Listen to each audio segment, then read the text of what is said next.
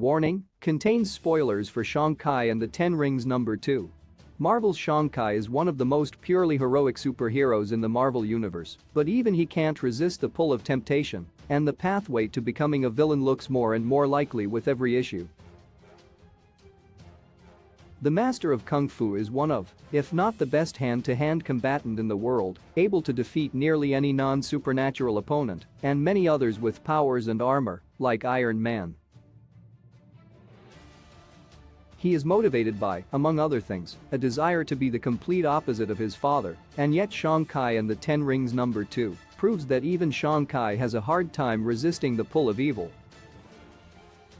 In current Marvel continuity, there are two versions of Ten Rings. The Rings of the Mandarin, each with a unique and powerful ability, and the Ten Rings inspired by the MCU's 2021 film Shang-Chi and the Legend of the Ten Rings. The latter are the weapons of the Jade Emperor, ruler of Ta Lo, and an actual figure in Chinese mythology. They are also weapons of extraordinary power, and Shang-Chi is not used to using any superpowers of super weapons of his own. Apart from a vague Kai manipulation power in the comics, he is simply a top-tier martial artist and only human. In Shang-Chi and the Ten Rings number 2, written by Jean Luen Yang with art by Marcus Tu, the Supreme Commander of the Five Weapons Society locks the weapons away in an underground vault. In the previous issue, a group of villains worked together to steal the rings for themselves, but the rings only worked for Shang-Chi and actively attacked anyone else who tried to take them. His aide wonders why Shang-Chi doesn't simply wear the 10 rings wherever he travels instead of locking them up. "Every time I wear them, I feel my father," muses Shang-Chi. "His desires, his temptations, his anger. And a part of me likes it."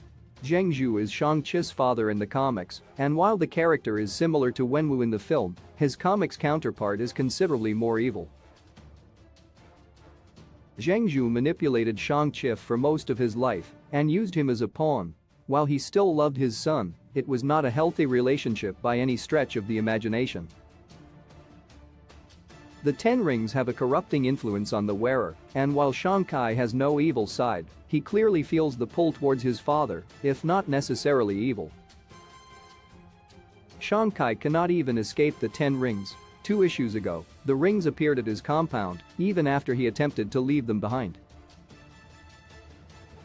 Much like Thor's hammer Mjolnir, it appears the rings have a sentience of their own and have chosen Shang-Chi to be their new wielder. Despite all this, Shang-Chi is terrified of using the rings because his biggest fear in life is that he will become his father.